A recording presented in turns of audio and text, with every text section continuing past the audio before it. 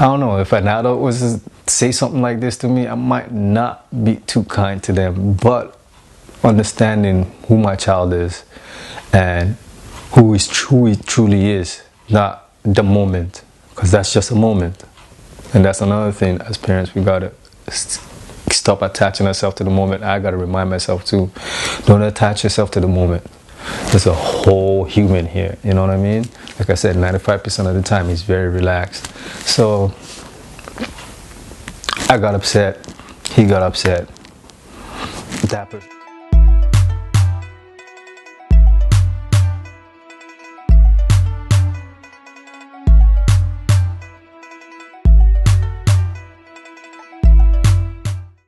Welcome to another episode of Don't Quote Me on 27th Letter Podcast.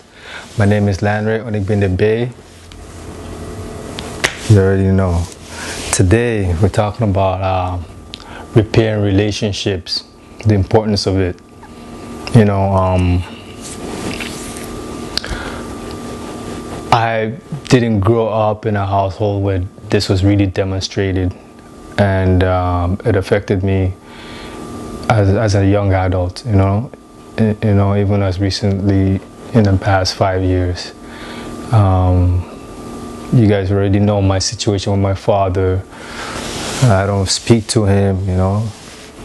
And it's more than just the physical abuse that I endured. It's just the fact that there's no accountability. That was a big deal for me. You know, I often told you guys when I first came out of prison 13 years ago, I asked him to go sit down and let us talk about, you know, whatever issues we might have. And he pretty much looked at me and dismissed me and was like, what for? And that hurt more than the actual abuse itself, or just experiencing those abuse again, just the fact that he just pretty much didn't care. And it's dawned on me like you have no remorse for what you did. And it's heartbreaking. So, you know, repairing relationships, I haven't had the best example of that. In my own child, my eldest child, my daughter, listen, I'm going to be upfront with you guys, transparency. Me and her have little to no contact with each other. It has nothing to do with if we have any issues. It's just that I think we got to a point where, well, for me anyways, where for years I tried to build this relationship. I tried to, you know, because, you know, in a household where we're trying to produce, where we want to produce good humans as parents, you need two factors, which is warmth, you know, being able to connect with them, with the children, and appropriate strictness, which is, you know, structure and so on and so forth. And one or both of these are missing in a household, it's hard to produce good humans, as they say. So, and I don't think in the household that she grew up in, my oldest daughter, I don't know, I'm pretty certain that wasn't demonstrated either. So we're both coming from a home where we didn't see these things demonstrated, and at the same time we are trying to heal from it, and trying to connect with each other too. But as time went on, it just seemed like, you know, it was a losing battle on my head anyways. So I surrendered, pretty much. I just surrendered and let it go, let it be, because at some point you have to get to that point. You know what I mean? You have to get to that point where you got to surrender. You can't just, it's been said, the more you persist, the more you insist and persist, the more people resist. You know what I mean? So, with that being said, you know, repairing your relationship with your children fosters emotional well-being.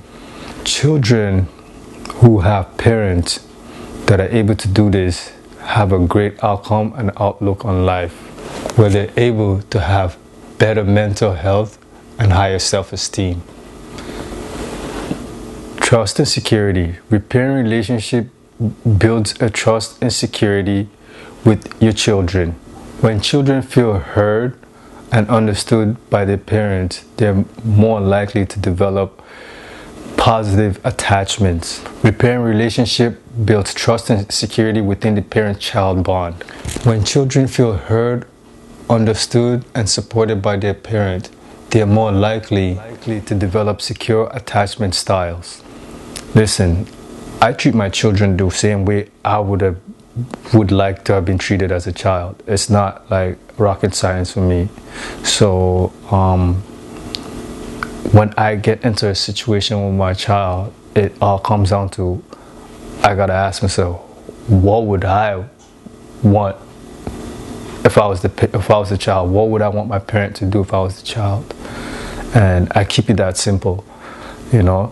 I don't overthink it or overcomplicate things. Repairing relationship gives parents a chance to demonstrate healthy communication skills. Studies have shown that children learn healthy communication skills by observing how their parents interact with one another and with the child as well. When parents acknowledge their mistakes, they're teaching the child accountability and how to problem solve.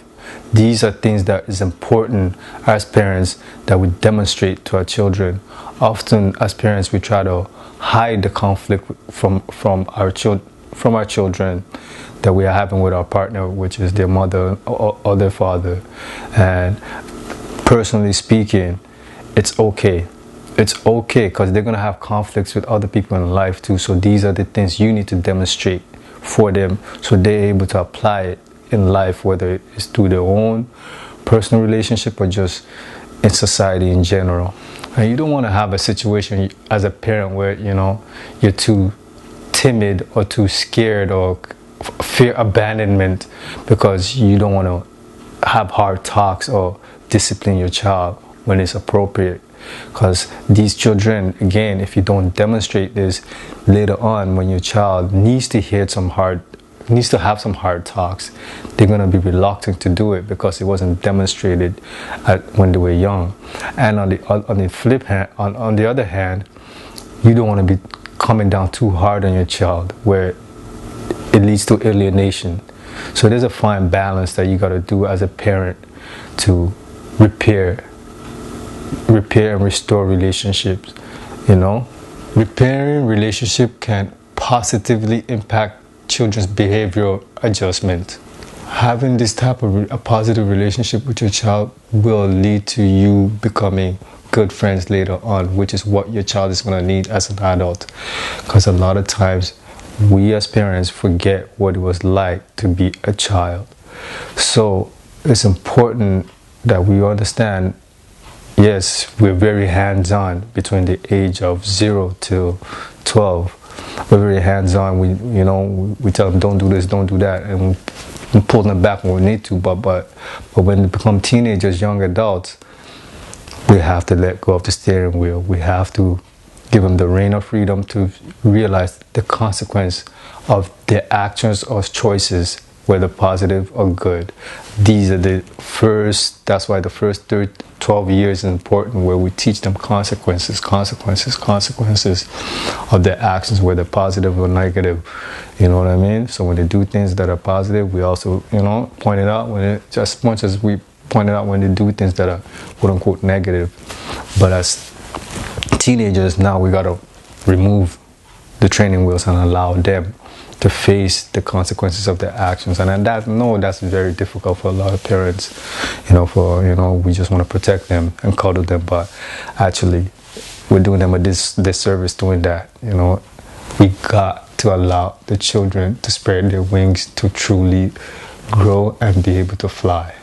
The other day, my youngest son, Masai, he's got big emotions, 95% of the time he's very relaxed and chill. That's his attitude. He's very homebody-like, So, but when he gets upset or when he feels like he's not being heard, he will let you know that.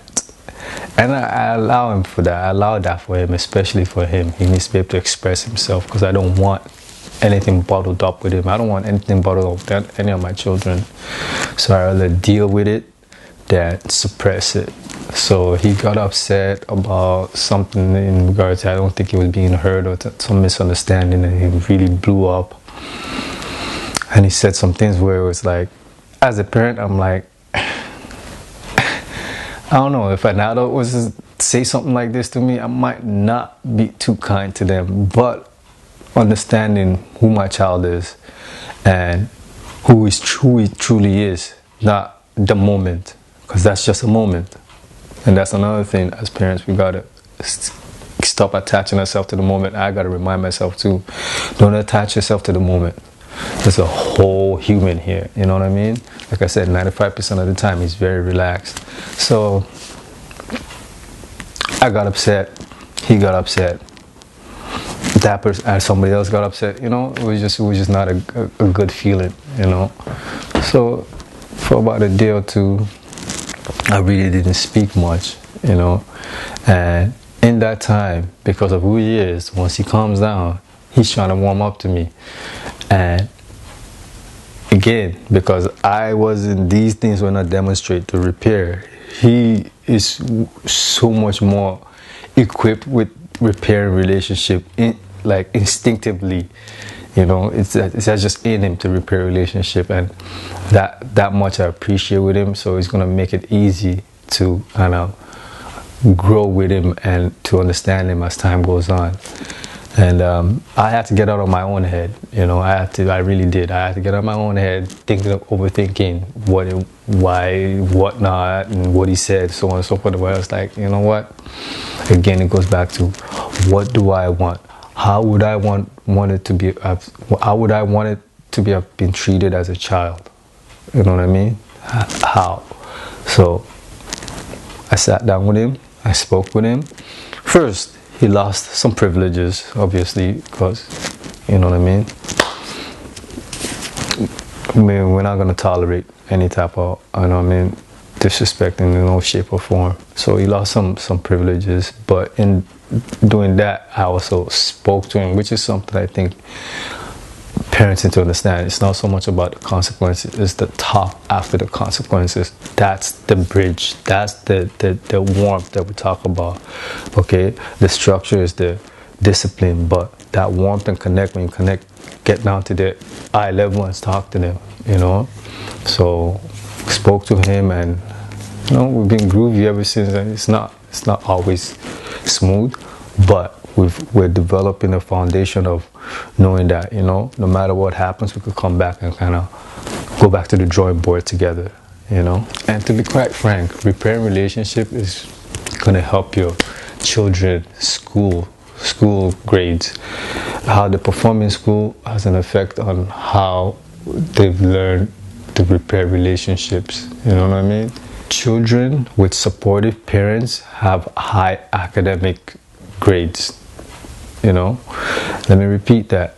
Children with supportive parents naturally strive and have high academic achievements. In conclusion, repairing relationships with our children helps them with their emotional well-being. By prioritizing, repair, and nurturing positive emotional well-being, parents can lay the foundation for their children's overall well-being and development. Thank you for joining us on another episode of Don't Quote Me on the 27 Letter Podcast. Check out this next video. It's about laying the foundation of love, which begins with loving yourself first. It's somewhere around here, around my face. Right here. No. Anyways, again, thank you for joining us. My name is Lanray, Onigbinde Bay. Peace.